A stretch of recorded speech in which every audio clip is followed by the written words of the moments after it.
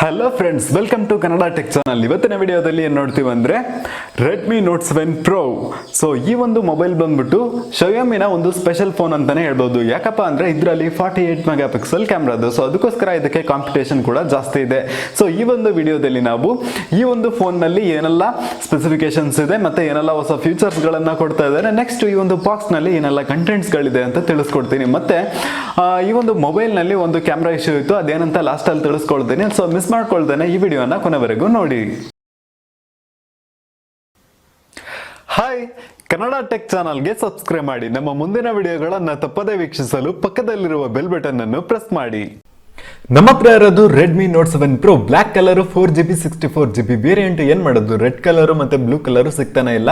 So next screen ನೋಡ್ಬೇಕಂದ್ರೆ ಇದರಲ್ಲಿ ನಿಮಗೆ 6.3 inch full HD+ IPS display. Next camera ನೋಡ್ಬೇಕಂದ್ರೆ 48+5 ಮೆಗಾ ಪಿಕ್ಸೆಲ್ ಕ್ಯಾಮ್ರಾ ಸಿಗ್ತಿದೆ. ಡ್ಯುಯಲ್ ಫ್ಲಾಶ್ ಕೂಡ ಸಿಗ್ತಾ ಇದೆ, LED ಫ್ಲಾಶ್ ಸಿಗ್ತಾ ಇದೆ. ನೆಕ್ಸ್ಟ್ ಫಿಂಗರ್ ಪ್ರಿಂಟ್ ನೋಡ್ಬೇಕಂದ್ರೆ ಇದು ಫಿಂಗರ್ ಪ್ರಿಂಟ್ ತುಂಬಾನೇ ಫಾಸ್ಟ್ ಆಗಿದೆ. ಸೊ ನೀವು ಇಲ್ಲಿ ನೋಡ್ಕೋಬಹುದು ಎಷ್ಟು ಫಾಸ್ಟ್ ಆಗಿ ಇದು ವರ್ಕ್ ಆಗ್ತಿದೆ ಅಂತ. ನೆಕ್ಸ್ಟ್ ಇದರಲ್ಲಿ ಫೇಸ್ ಅನ್ಲಾಕ್ ಕೂಡ ಕೊಟ್ಟಿದ್ದಾರೆ. ನೆಕ್ಸ್ಟ್ ಫ್ರಂಟ್ ಅಲ್ಲಿ ನೋಡ್ಬೇಕಂದ್ರೆ ನಿಮಗೆ 13 mega pixel camera with dot notch ಒಂದಿಗೆ ಸಿಗ್ತದೆ. ಅದ್ರ ಮೇಲೆ ಒಂದು ಇಯರ್ ಪೀಸ್ ಅನ್ನು ಕೊಡಲಾಗಿದೆ. ನೆಕ್ಸ್ಟ್ ಸ್ಕ್ರೀನ್ ನೋಡ್ಬೇಕಂದ್ರೆ ಈ ರೀತಿ ಇದೆ. ಮತ್ತೆ ಬಾಟಮ್ ಅಲ್ಲಿ ಒಂದು ನೋಟಿಫಿಕೇಶನ್ ಲೈಟ್ ಇದೆ. ಸೈಡ್ ಅಲ್ಲಿ ನೋಡ್ಬೇಕಂದ್ರೆ ಹೈಬ್ರಿಡ್ ಸಿಮ್ ಸ್ಲಾಟ್ ಅನ್ನು ಕೊಟ್ಟಿದ್ದಾರೆ. ಇದರಲ್ಲಿ ನೀವು ಒಂದು ಸಿಮ್ ಒಂದು ಮೆಮರಿ ಕಾರ್ಡ್ ಹಾಕಬಹುದು, ಇಲ್ಲಾಂದ್ರೆ 2 ಸಿಮ್ ಹಾಕಬಹುದು, ಅಂದ್ರೆ ನಾನೋ ಸಿಮ್ ಹಾಕಬಹುದು. ಸೊ ನೆಕ್ಸ್ಟ್ ಮೇಲೆ ನೋಡ್ಬೇಕಂದ್ರೆ ಒಂದು ಐಆರ್ ಬ್ಲಾಸ್ಟರ್ ಪಕ್ಕದಲ್ಲಿ ಒಂದು 3.5mm ಆಡಿಯೋ ಜಾಕ್ ಕೊಟ್ಟಿದ್ದಾರೆ. ನೆಕ್ಸ್ಟ್ ಒಂದು ಸೆಕೆಂಡರಿ ಮೈಕ್ರೋಫೋನ್ ಅನ್ನ ಕೊಟ್ಟಿದ್ದಾರೆ. ನೆಕ್ಸ್ಟ್ ಬಂದ್ಬಿಟ್ಟು ಬಾಟಮ್ ಅಲ್ಲಿ ನೋಡ್ಬೇಕಂದ್ರೆ ಒಂದು microphone, next type C port, next ಒಂದು ಸ್ಪೀಕರ್ ಅನ್ನ ಕೊಟ್ಟಿದ್ದಾರೆ. ಮತ್ತೆ ಇನ್ನೊಂದು ಸೈಡ್ ರೈಟ್ ಸೈಡ್ ಅಲ್ಲಿ ನೋಡ್ಬೇಕಂದ್ರೆ ಒಂದು ಪವರ್ ಬಟನ್ ಅನ್ನ ಕೊಟ್ಟಿದ್ದಾರೆ. ನೆಕ್ಸ್ಟ್ ವಾಲ್ಯೂಮ್ ರಾಕರ್ ಕೀಗಳನ್ನ ಕೊಟ್ಟಿದ್ದಾರೆ. ಅಂದ್ರೆ ನೀವು ವಾಲ್ಯೂಮ್ ಇಡ್ಲಿಕ್ಕೆ ಕಡಿಮೆ ಮಾಡ್ಲಿಕ್ಕೆ ಈ ಒಂದು ಕೀಗಳನ್ನ ಯೂಸ್ ಮಾಡ್ಕೋಬಹುದು. ನೆಕ್ಸ್ಟ್ ನೋಡ್ಬೇಕಂದ್ರೆ ಈ ಒಂದು ಮೊಬೈಲ್ ಅನ್ನ ಕ್ಯಾಮ್ರಾ 48 ಮೆಗಾ ಪಿಕ್ಸೆಲ್ ನಿಜವಾಗ್ಲೂ ಇದೆಯಾ, ನಿಜವಾಗ್ಲೂ ಇಲ್ಲ. ಇದು ಬಂದ್ಬಿಟ್ಟು 12 ಮೆಗಾ ಪಿಕ್ಸೆಲ್ ಇದೆ. ಸೊ ನಾರ್ಮಲ್ ಆಗಿ ತೆಗೆಯೋ ಫೋಟೋ 12 ಮೆಗಾ ಪಿಕ್ಸೆಲ್ ಮಾತ್ರ ಇರುತ್ತೆ. ಸೊ ಹೇಗೆ ಅಂದ್ರೆ ನಾನು ಇನ್ನೊಂದು ಸ್ಪೆಷಲ್ ವಿಡಿಯೋ ಹಾಕಿದ್ದೀನಿ, ಸೊ ಡಿಸ್ಕ್ರಿಪ್ಷನ್ ಲಿಂಕ್ ಇದೆ, ಅದು ಚೆಕ್ ಮಾಡಿ ನೋಡಿ, ಫುಲ್ ಡೀಟೇಲ್ ಹೇಳಿದ್ದೀನಿ. ಸೊ ನೆಕ್ಸ್ಟ್ ಬಂದ್ಬಿಟ್ಟು 48 ಮೆಗಾ ಪಿಕ್ಸೆಲ್ ಅಲ್ಲಿ ಫೋಟೋ ತೆಗಿಬೇಕಂದ್ರೆ ಈ ಒಂದು ಕ್ಯಾಮ್ರಾದಲ್ಲಿ ಸೆಟ್ಟಿಂಗ್ ಓಪನ್ ಮಾಡ್ಕೊಂಡು ಅದರಲ್ಲಿ ನೀವು 48 ಮೆಗಾ ಪಿಕ್ಸೆಲ್ ಅನ್ನ ಸೆಲೆಕ್ಟ್ ಮಾಡ್ಕೋಬೇಕಾಗುತ್ತೆ.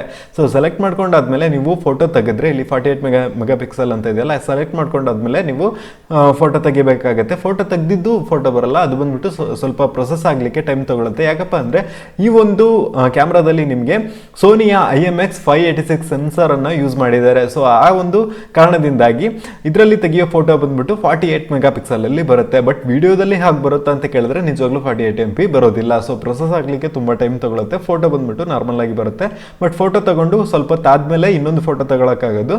ನೆಕ್ಸ್ಟ್ ಈ ಒಂದು ಫೋನಲ್ಲಿ ಪೋರ್ಟ್ರೇಟ್ ಮೋಡ್ ಸಪೋರ್ಟ್ ಇದೆ, ನೈಟ್ ಮೋಡ್ ಸಪೋರ್ಟ್ ಇದೆ. ಅದು ಬಿಟ್ಟರೆ ನೀವು ನೈಟಲ್ಲಿ ಫೋಟೋ ತೆಗೆದ್ರೆ ಲೋ ಲೈಟ್ ಕಂಡೀಷನ್ ಇದ್ರೂ ಕೂಡ ಒಳ್ಳೆ ಒಂದು ಫೋಟೋ ಬರುತ್ತೆ. ಸೊ ಈ ಒಂದು ಫೀಚರ್ ಒಳ್ಳೆ ಫೀಚರ್ ಅಂತಲೇ ಹೇಳ್ಬೋದು. ನೆಕ್ಸ್ಟ್ ಈ ಒಂದು ಫೋನಲ್ಲಿ ನಿಮಗೆ ಸ್ಕ್ವೇರ್ ಫೋಟೋಗಳನ್ನು ತಗೋಬೋದು, ಪ್ಯಾನೋರಮಾ ಫೋಟೋ ಎಲ್ಲದರಲ್ಲೂ ಬರುತ್ತೆ.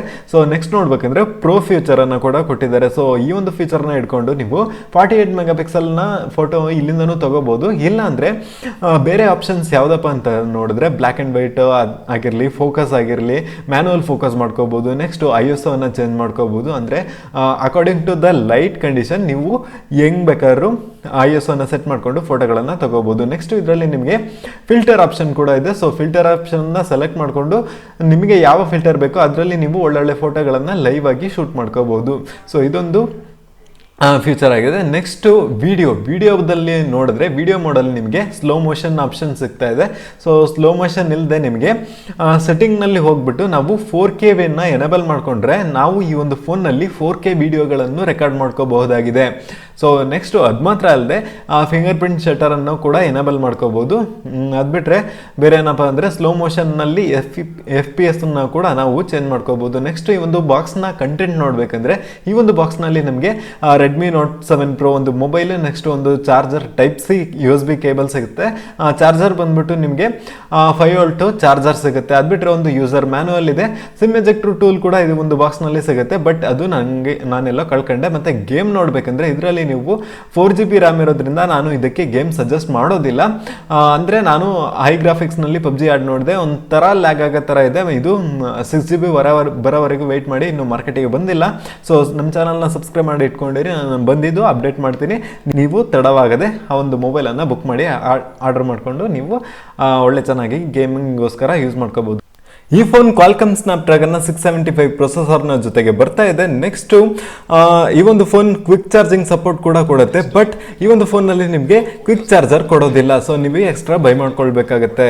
ನೆಕ್ಸ್ಟು ಈ ಒಂದು ಕ್ಯಾಮ್ರಾದಲ್ಲಿ ತೆಗೆದಿರುವ ಫೋಟೋಸ್ ನೋಡಬೇಕಂದ್ರೆ ಸೊ ನೀವಿಲ್ಲಿ ಸ್ಕ್ರೀನ್ನಲ್ಲಿ ನೋಡ್ಬೋದು ಫೋಟೋಸ್ ಎಲ್ಲ ಹೇಗೆ ಬಂದಿದೆ ಅಂತ.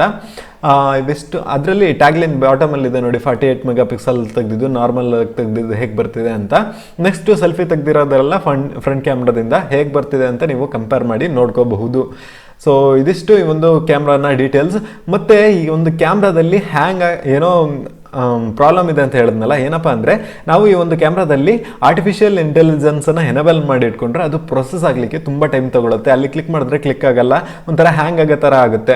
ಸೊ ಕ್ಲಿಕ್ ಮಾಡೋಕ್ಕಾದ್ರೆ ಆಗಲ್ಲ. ನೆಕ್ಸ್ಟ್ ಕ್ಯಾಮ್ರಾ ಎರರ್ ಅಂತ ಬರುತ್ತೆ. ಫಸ್ಟ್ ಟೈಮ್ ಮೊಬೈಲ್ ತೊಗೊಂಡಾಗ ಅಪ್ಡೇಟ್ ಮಾಡೋಕ್ಕಿಂತ ಮುಂಚೆನೇ ಆ ರೀತಿ ಕ್ಯಾಮ್ರಾ ಎರರ್ ಅಂತೆಲ್ಲ ಬರ್ತಾ ಇತ್ತು. ಸೊ ಅಪ್ಡೇಟ್ ಮಾಡಿದ್ಮೇಲೆ ಸ್ವಲ್ಪ ಪರವಾಗಿಲ್ಲ, ಲ್ಯಾಗ್ ಆಗೋದು ಕಡಿಮೆ ಇದೆ. ಇನ್ನು ಫ್ಯೂಚರ್ನಲ್ಲಿ ಇದು ಅಪ್ಡೇಟನ್ನು ಸರಿ ಮಾಡಿಬಿಟ್ಟು ಒಳ್ಳೆ ಚೆನ್ನಾಗಿ ನಾವು ಫೋಟೋ ತಗೊಳ್ಳೋ ಥರ ಆಪ್ಷನ್ಸ್ ಬರುತ್ತೆ ಅಂತ ಅಂದ್ಕೊಂಡಿದ್ದೀನಿ. ನೆಕ್ಸ್ಟ್ ಇನ್ನೊಂದು ಪ್ರಾಬ್ಲಮ್ ಏನಪ್ಪ ಅಂದರೆ ನಾವು ವಾಲ್ಯೂಮ್ ಬಟನ್ ಅಥವಾ ಫಿಂಗರ್ ಪ್ರಿಂಟ್ ಅಲ್ಲಿ ಫೋಟೋ ತೆಗೆದ್ರೆ ಅದು 2 ಸೆಕೆಂಡ್ಸ್ ಲೇಟ್ ಆದ್ಮೇಲೆ ಕ್ಲಿಕ್ ಆಗೋದು. ಇದು ಒಂದು ದೊಡ್ಡ ಪ್ರಾಬ್ಲಮ್ ಅಂತಾನೆ ಹೇಳ್ತೀನಿ. ಸೊ ಇದಿಷ್ಟು ಈ ಒಂದು ರೆಡ್ಮಿ ನೋಟ್ 7 ಪ್ರೋನ ಒಂದು ಡೀಟೇಲ್ಸು. ನೀವು ಇದ್ರ ಬಗ್ಗೆ ಕರೆಕ್ಟಾಗಿ ಡೀಟೇಲ್ಸ್ ಆಗಿ ಕ್ಯಾಮ್ರಾದು ರಿವ್ಯೂ ಮಾಡಬೇಕಂದ್ರೆ ಅಂದರೆ ಕ್ಯಾಮ್ರಾಗೋಸ್ಕರನೇ ಒಂದು ವಿಡಿಯೋ ಮಾಡಬೇಕಂದ್ರೆ ಬೇಕು ಅಂತ ಕಮೆಂಟ್ ಬಾಕ್ಸಲ್ಲಿ ತಿಳಿಸಿ. ಸೊ ಇವತ್ತಿನ ವಿಡಿಯೋ ನಿಮ್ಗೆ ಇಷ್ಟ ಆಗಿದ್ರೆ ಲೈಕ್ ಮಾಡಿ, ಹಾಗೆ ಈ ವಿಡಿಯೋನ ಎಲ್ಲರಿಗೂ ಶೇರ್ ಮಾಡಿ. ನೀವೇನ ಕನ್ನಡ ಟೆಕ್ ಚಾನಲ್ಗೆ ಸಬ್ಸ್ಕ್ರೈಬ್ ಮಾಡ್ಕೊಂಡಿಲ್ಲ ಅಂದ್ರೆ ಸಬ್ಸ್ಕ್ರೈಬ್ ಮಾಡ್ಕೊಂಡು ಪಕ್ಕದಲ್ಲಿರೋ ಬೆಲ್ ಬಟನ್ನ ಪ್ರೆಸ್ ಮಾಡ್ಕೊಳ್ಳಿ. ಇದರಿಂದ ಏನಾಗುತ್ತಪ್ಪ ಅಂದರೆ ನಾನು ಯಾವಾಗೆಲ್ಲ ಹೊಸ ವಿಡಿಯೋ ಅಪ್ಲೋಡ್ ಮಾಡ್ತೀನೋ ನಿಮಗೆ ಕೂಡಲೇ ನೋಟಿಫಿಕೇಶನ್ ಬರುತ್ತೆ. ಸೊ ನೆಕ್ಸ್ಟು ಈ ಒಂದು ಮೊಬೈಲ್ನ ಸೇಲ್ ಇವಾಗಪ್ಪ ಅಂತ ನೋಡಿದ್ರೆ 3rd ಏಪ್ರಿಲ್.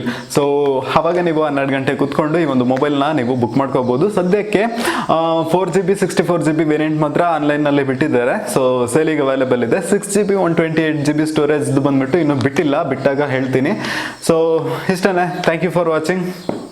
ಜೈ ಹಿಂದ್.